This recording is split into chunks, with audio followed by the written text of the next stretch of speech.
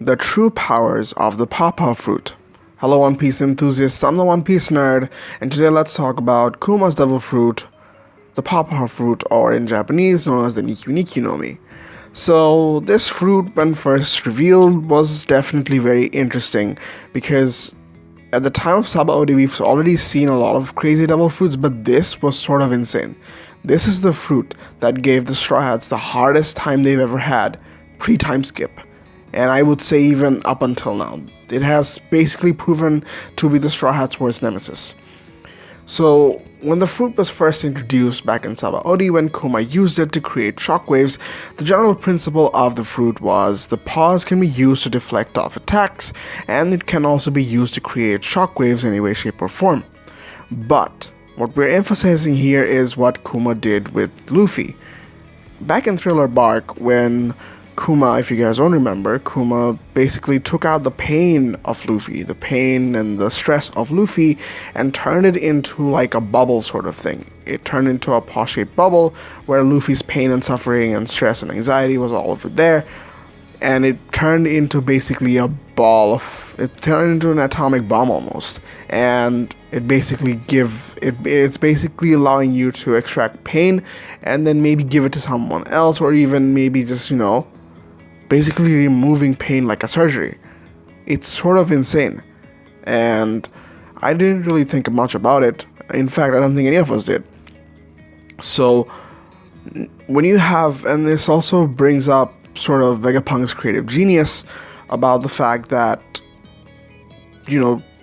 he brought up the idea as of recent chapter that it can be used for other purposes as well. It can be used for something that we never really thought about, but it is actually it's very sort of applied. I think it makes sense, the perspective he's coming from, and I think it goes to show that, devil fruits did come from imagination, and the wilder your imagination, the better you'll be using your devil fruit. So Kuma couldn't really think of this. He was busy with things other than coming up with ways to evolve science, or maybe use his fruit in a way where it would prove to be helpful for research. He focused on fighting, and that's what he's been developing his fruit for. But someone like Vegapunk, with the creative genius he's genius in every way. He's genius at analytics, he's genius at maths, as well as creativity, because we know what he's come up with. He's the best scientist in the world, and for someone like that to have a lot of creativity makes a lot of sense. So let's say if Vegapunk had the fruit, I would say he would have used it a lot differently. He mostly would have used it for scientific research, or maybe to see how much it could do to basically evolve what we do on a day-to-day basis, or the way our lives could be improved on a day-to-day basis. And I think this fruit definitely provides a lot of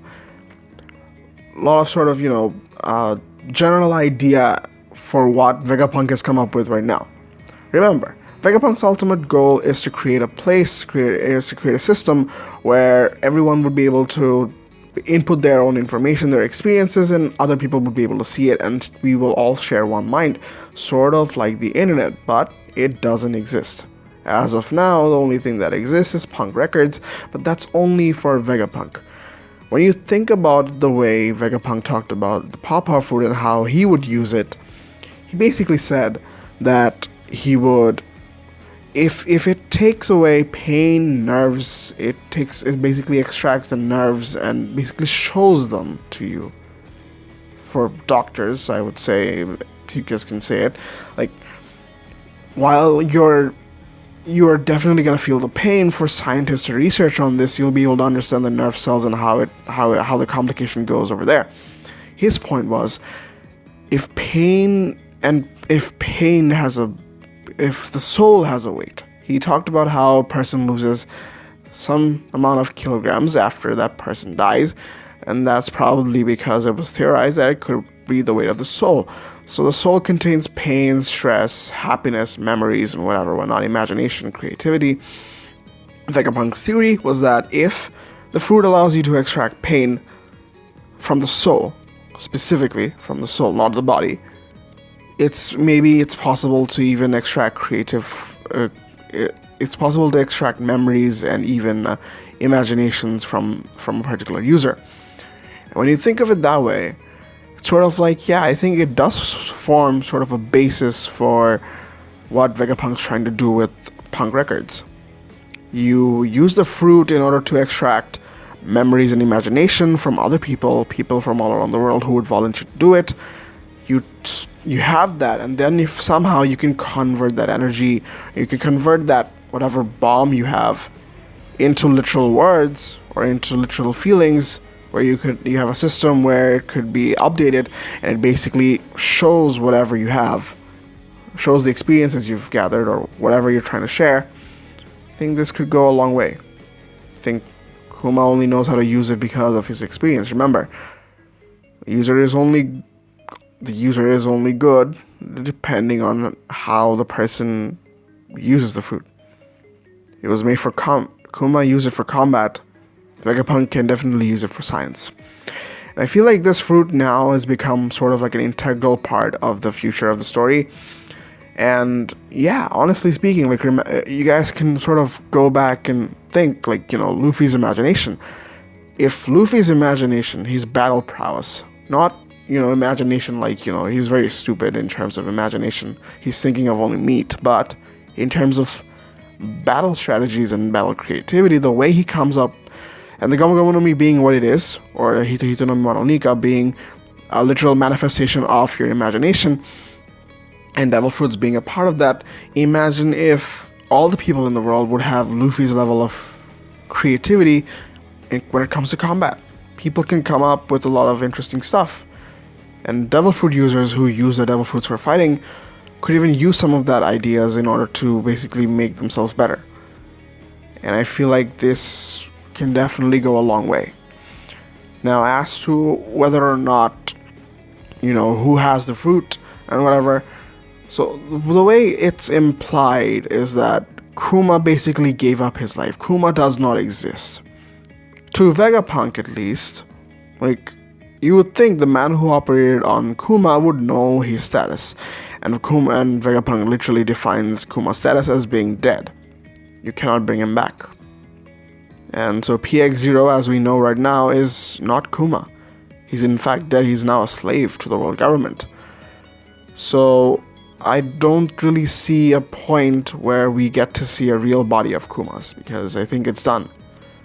I think it's really done, and Kuma's legacy, Kuma as the revolutionary, as Bonnie's father, does not exist. And, well, Mr. Morge has already made a theory on, why Kuma gave up everything for the sake of Bonnie, like, for the sake of, something, to protect something, and to basically sell his soul to the world government.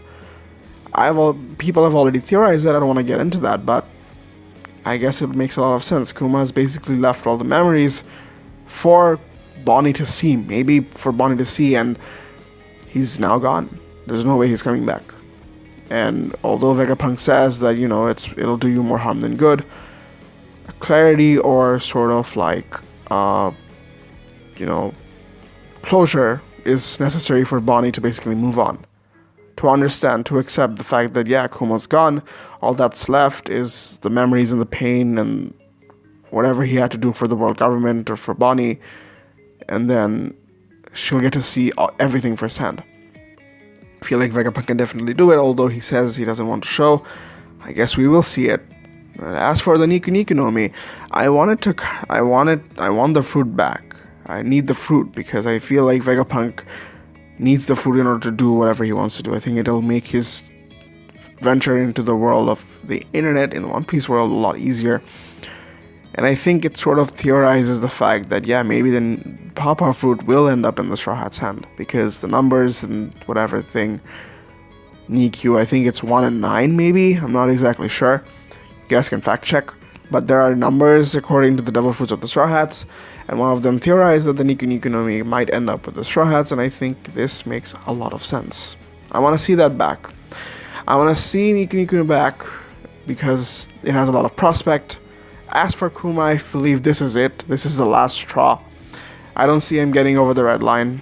And this is it. This is the same exact thing that has happened 200 years ago when the robot had failed to basically do what it's meant to do in Mauritius. and I think Kuma will suffer the same fate. But it provides a catalyst for a lot of other things. Let me know what you guys think. How will the fruit be utilized? Will the fruit be given to the Straw Hats? How will Vegapunk access the fruit? And how important do you think this is for the future of the story? Because this actually sort of opens up a lot of ideas as to the future. If you guys enjoyed, make sure to like and subscribe. Have a great day, and peace.